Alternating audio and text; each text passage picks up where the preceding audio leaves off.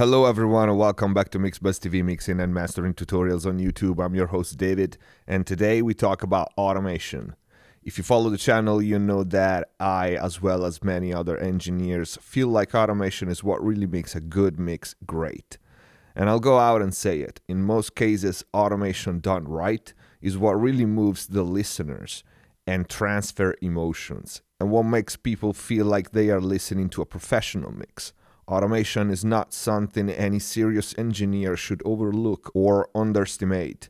Can you make a great mix without automation? Maybe. Most likely not. Sometimes you have very few of them. Sometimes, like in this case, you have quite a bit going on, but none. If anything, just for effects, you will need some. So better get a hold of them. Plus, I've never heard any great engineer saying, no, I don't use automation at all. So yeah. If you think about it, when you play a song, unless you're listening to music casually, that song will affect your mood. It will make you feel something. If it's a good song, of course, but also if the mix enhances it. And that's a really powerful thing, to make a song that inspires emotion. And in my opinion, automation have a lot to do with that. Covering every possibility you have with automation would be impossible. You heard me say this many times. But I do try with multiple videos to share as much as I can, to show you as much as I can with real examples.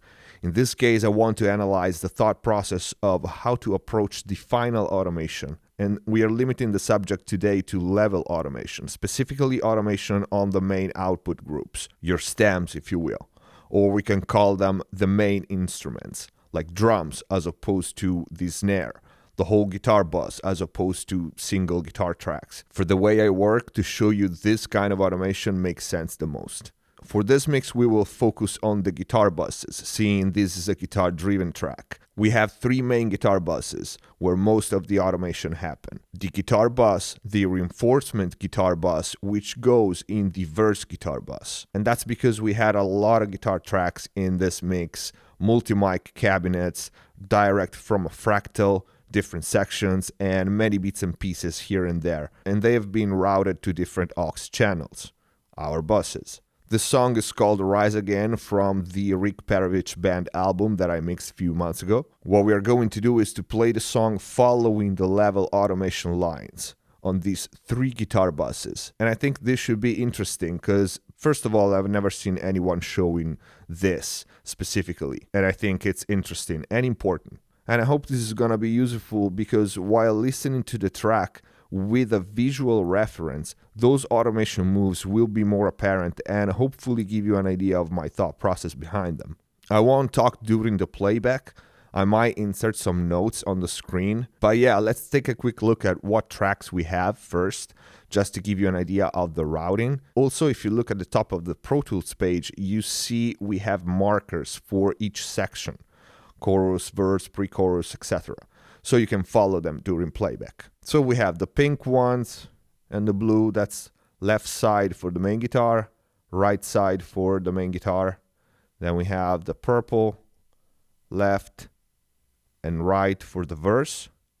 And then all the blue ones are bits and pieces and the solo, reinforcement guitars, various guitar sounds. And then we have our buses. So the main guitars are routed here, reinforcement guitar here, and then they go to the verse guitar. And as you can see, these are my volume lines. So in this mix, there's a lot of automation going on, not just on the guitars. And if you're interested, we are going to break them down in some other videos. But yeah, we will focus on the guitars today. These are automation. And there's a hidden one too, which is in the mute line for the reinforcement guitars. You'll hear it. It's a pretty apparent effect. So without further ado, let's play the track following the automation lines, and we will talk about the thought process and everything else after that. Let's bring up the faders for guitars. Reinforcement guitars. And verse. And let's play the track.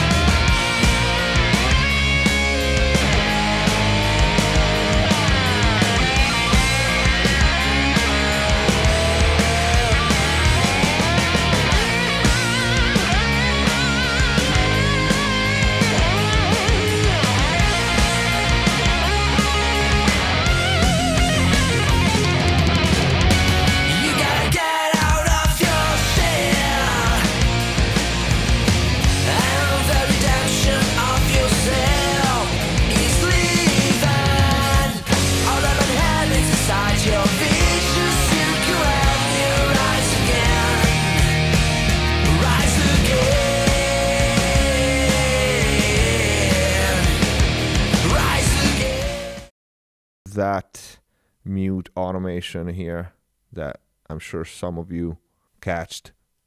It's just an automation on this slide sound.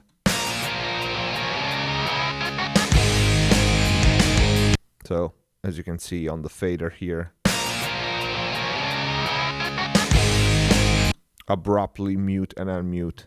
That was just a bit I wanted to show you. So I hope you got an idea of how I moved the guitars front to back by simply adjusting the level of them to create impact and shift the energy, how I tried to fill the gaps between vocal passages and what the bass was doing or the drum was doing, tried to keep the listener's attention high at all times, creating micro events, that's what I call them, and keeping the song dynamic, basically. That was the purpose in this example. But let's talk about the concept of automation a bit. We saw automations on the groups. This is one of the last things I do in a mix. I might start some of them earlier in the process, but I definitely finalize them at the end of the mix, right before the very last thing, which is automation on the tubas, which may or may not happen. But how to approach them? What do I think when it's that time? Well, first of all, you have to have a clear idea of which instrument element is generally predominant in the mix. Is the drum mixed very loud? Is a guitar-driven track like this one? It's all about the vocals. With that it's established and you have a static balance already in place, then it's time to think about which element steps up front and which one take a step back in the various section of the mix. And this is one approach, the one I often use, but the thought process behind automation can change based on genre and the specific track. But here my thought process was which element moves back in the verse and forward in the chorus. Who gets front stage for those 8 bars? Or simply how hard or soft would I play that part if I was the musician? And the arrangement hopefully already tells you that, but my job is to enhance what's there, or create new movement if that's the way I interpret the song. And these are just few examples of different thought process behind automation. What we've seen in the playback was what I call macro automation, the big picture. And again, you gotta have a clear idea of that when you are at the beginning of the mix, pretty much. But trying to get this difficult to explain concept of automation across, I can put it this way. Listen to the song from the perspective of every musician in the band.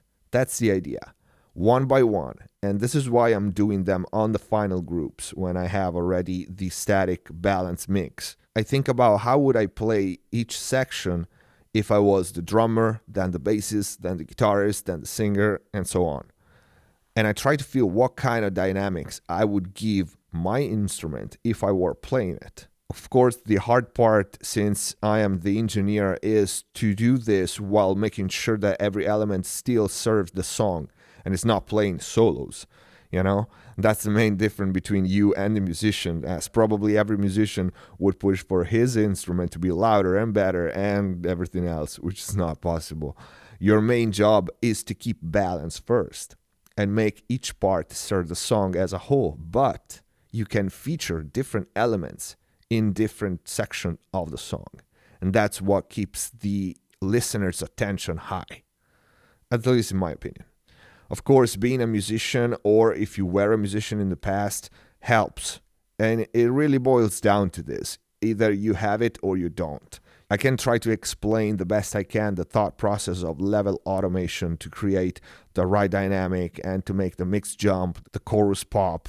But in the end, either you feel it like a musician, which I was in past, or you don't, because these final level automation are your interpretation of the mix. And if people like your mixes, then they like your taste. They like the way you feel the music. They like the way you interpret the music. If they don't, well, you might not have it. Of course, experience plays a ginormous role in this. So if you are a beginner, or if you don't have a couple of hundred real mixes under the belt yet, don't feel bad if you don't nail this right away. Mixing is not just inspiration. A lot of it is experience. A lot of it is hard work and practice. Like everything else, the more you do it, the better you get at it. although there is a degree of talent that, in my opinion, must be there because part of his job is art, not just technical stuff. As you probably saw while I was scrolling through the edit page, there's a lot going on this mix. So if there's something you saw or heard in this mix and you want me to break it down, let me know in the comment section down below as usual, and we will see what we can do. And this was just one example of what you can do with automation. Very common to use automation for effects, but also for other instruments like drums, bass is a big one. But not only for rock tracks. Actually, in my opinion, even more automation is needed to bring to life loop-based tracks, where macro dynamics are not necessarily there because no real instruments were played. And so, as usual, take the concept, modify it to your needs, experiment with it on different things, and let me know how it goes. And for this, you might want to go back and take another look at the playback while also paying attention to which section you're in and what the other instruments are doing. And that's a wrap. This is it for this video. If you liked it, please leave a comment down below and don't forget to click the like button. Join us on Facebook and Twitter to stay in touch with us and get all the news about the channel, upcoming videos and series, and access exclusive content. Please keep supporting MixBuzz TV by sharing the videos and spreading the word on blogs, forums, social media. Subscribe if you haven't already. See you next time.